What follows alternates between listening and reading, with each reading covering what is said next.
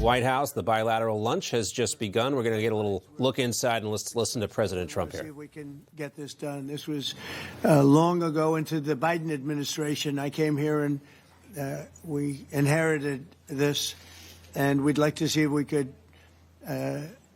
finish it, end it. We want it ended. So many people have died in this war, and we're gonna get it ended. So I just want to thank you all very much. If you have a couple of questions, go ahead, please. In fact, before I do that, let me just ask the President to say a few words. Thank you, President. Pleasure. Glad to meet you again, Mr. President. Thank you very much for the invitation. Again, my congratulations with your successful ceasefire in the Middle East. Thank you. Yeah, and you did it. And I think this is the momentum to finish Russia's war against Ukraine. I think that, yes, we understand that Putin is not ready. I think not ready, but I think that I'm confident that with your help, we can stop this war. And we really need it. We see that they don't have successful steps on the battlefield, and it's good. I think that their army is weak now, but a lot of losses. They have a lot of losses and in economy and people, and I think this is a very important moment. And I wanted to thank you, Mr. President, after our phone calls. Yesterday I had a good opportunity to meet with the big American energy companies, and they're ready to help us. Yes, after all these attacks on our infrastructure, Russian attacks, and etc. And I had also meetings, thanks to your team. We had meetings with a good military companies. We spoke about air defense, and I want to share it after with details where we are. Thank you. Thank you so much. Thank you very much. Mr. President. Very good. And I think it looks beautiful in his jacket. Yeah. It's beautiful. I hope people notice. It's a good. It's actually very stylish. I like it. Yeah, please go ahead. Under the Biden administration, the White House was fearing of a possible escalation. They were not allowing the Ukrainians to strike into Russia, fearing of this escalation. Yeah. Would your administration allow Ukrainians to strike deep into Russia? We're going to be talking about that. That's something we'll be talking about. You're right. It's an escalation, but we'll be talking about that. Mr. President, Mr. President Zelenskyy joined you in Hungary to meet President Putin? Because it's a leader that we like. We like Viktor Orban.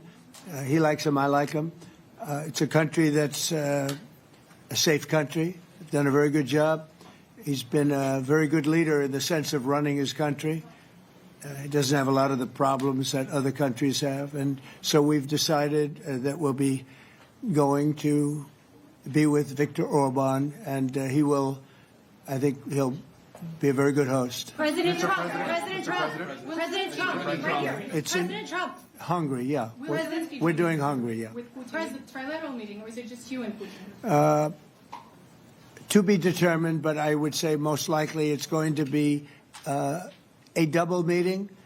It'll be a double meeting, but we will have the President, Zelenskyy, in touch. There's a lot of bad blood with the two presidents, and I'm not speaking out of turn when I say it. It's a very difficult situation. You know, we just settled the war, and after thousands of years, I guess. People say anywhere from 500 to 3,000 years, and I was in rooms, as you saw, because you were with me, a lot of you were with me last week, with leaders that didn't like each other, but they were able to get along. These two leaders do not like each other, and we want to make it comfortable for everybody. So one way or the other, we'll be involved in threes, but it may be separated. President Trump, Mr. President, President Trump.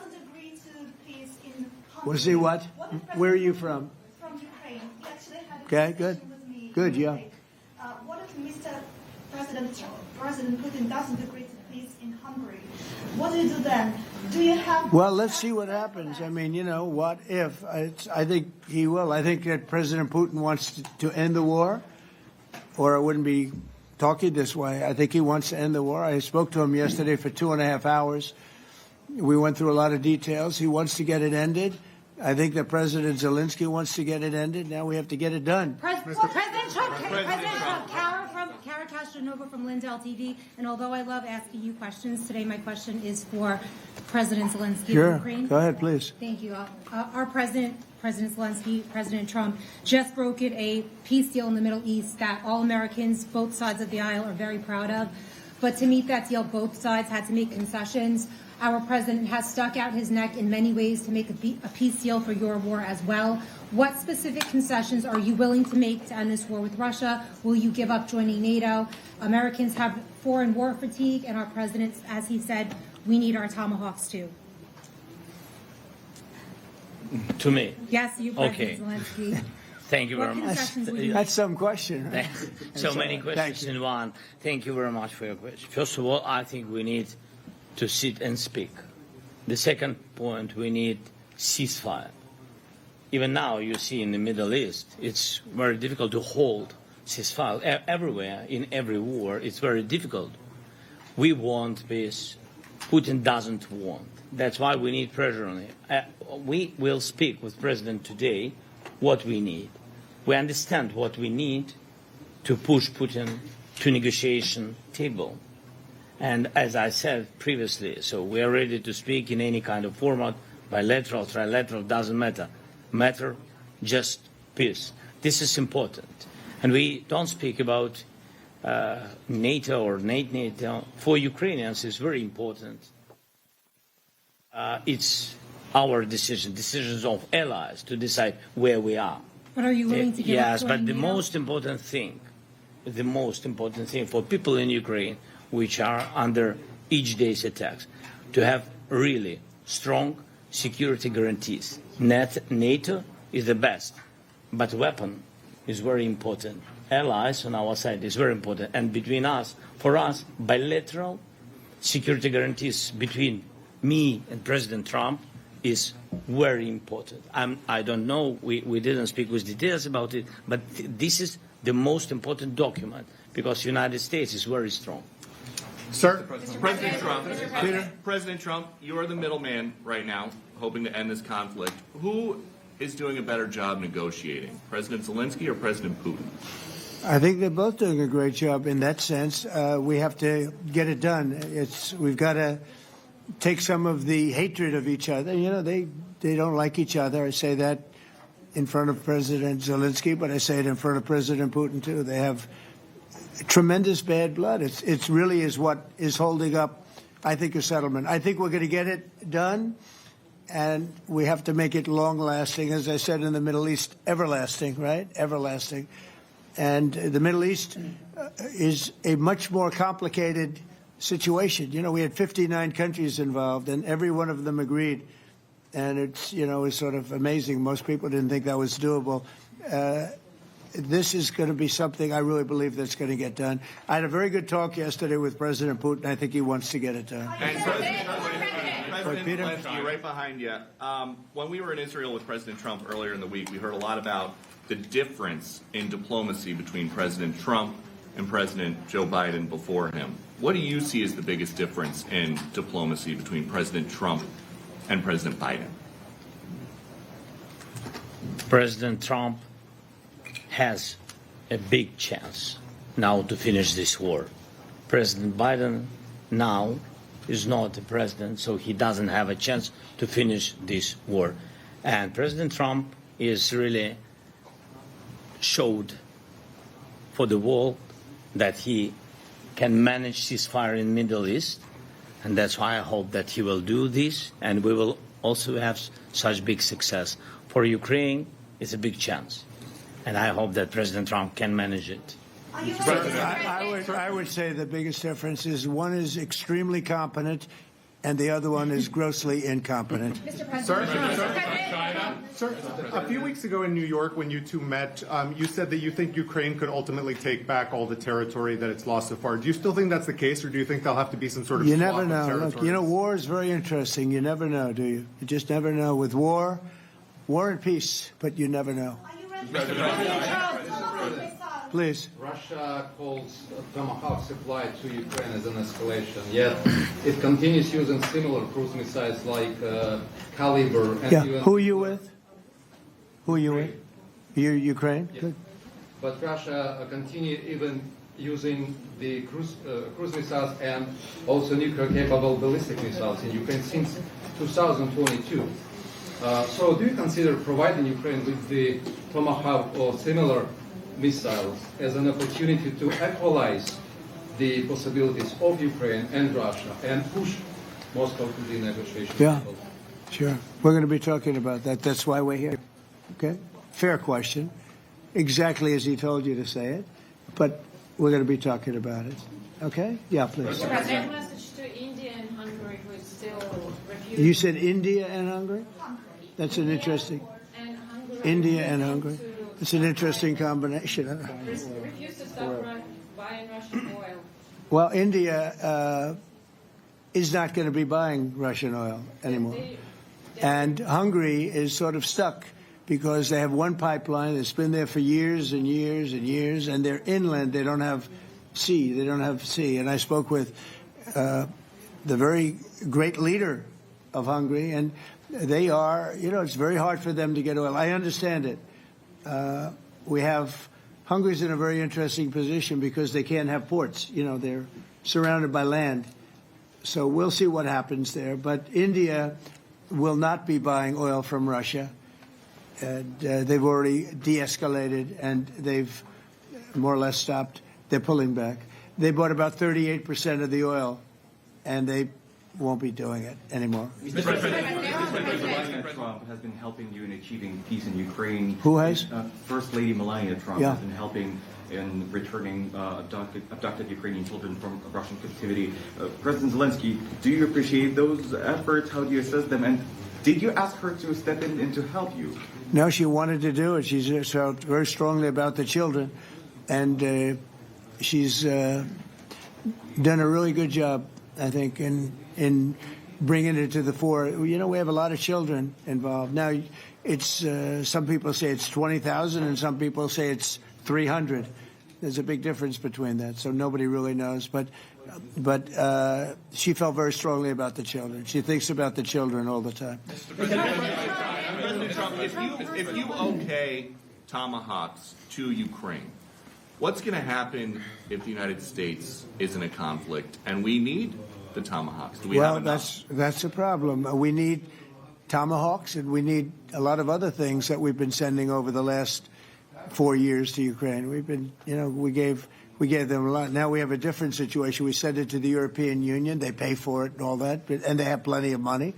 But it's beyond the money. We need Tomahawks, and we need a lot of other weapons that we're sending to Ukraine. One of the reasons we want to get this war over is exactly that. It's not easy for us to give. You're talking about massive numbers of very powerful weapons. So that's one of the things we'll be talking about. Hopefully they won't need it. Hopefully we'll be able to get the war over with without thinking about Tomahawks. I think we're fairly close to that. Yeah, go ahead. Can I say, yeah, please. Just to understand. So for today, of course, we want to finish this war, but the war is another technological war.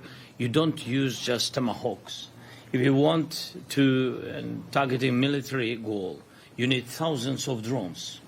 It goes together with such missiles. Ukraine has such thousands of our production drones, but we don't have Tomahawks. That's why we need Tomahawks. But the United States is a very strong production, and the United States has Tomahawks and other missiles, very strong missiles. But they can have our thousands of drones. That's why where we can work together, where we can strengthen American production. And so just so that I understand, so you're suggesting kind of a trade.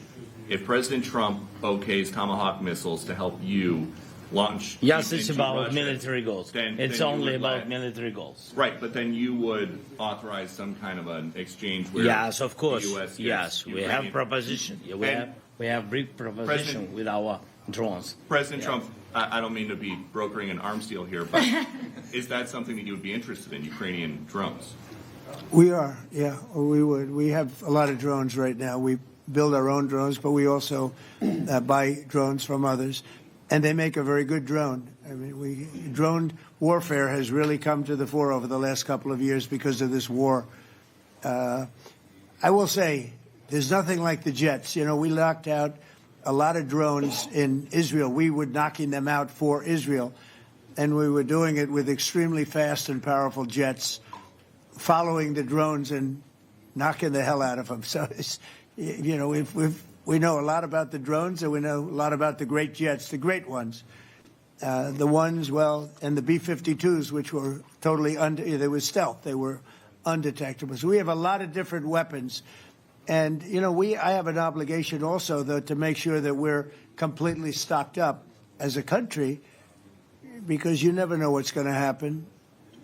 In war and peace, right? You never know what's going to happen. So we're going to be talking about Tomahawks, and would much rather have them not need Tomahawks. Would much rather have the war be over, to be honest, because, you know, we're in it to get the war over. We're selling a lot of different types of weapon, as you know, to the European Union. We're not in it for that. We're in it to get it over. We're losing thousands of people a week, thousands of people, Russian, Ukrainian, mostly soldiers. I mean, mostly soldiers. But we're in it to see that end. And if we can end quickly, and I think we can. I mean, I had a very good talk yesterday. We're going to be talking about it. But I had a very productive talk yesterday with President Putin. We'll see what happens. But the war in the Middle East was far more complicated. We got that one done. And I think we have a good chance. I think President Zelenskyy wants it done, and I think President Putin wants it done. Now all they have to do is get along a little bit. Can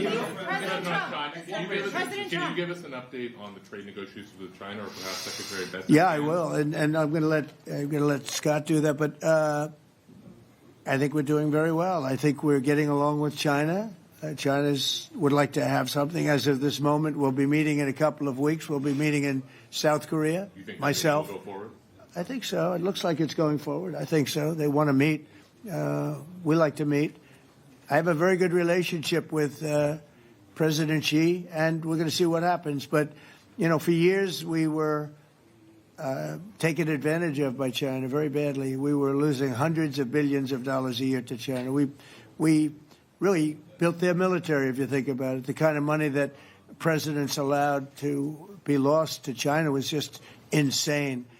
And then when I came into office, as you know, I put very severe tariffs. So we took in hundreds of billions of dollars in my first term from China. Biden let that go because it was so much. He let it continue, but he gave all sorts of exceptions. And by the time you looked at it, Scott, I would say it wasn't the same thing. He would give an exception for anything.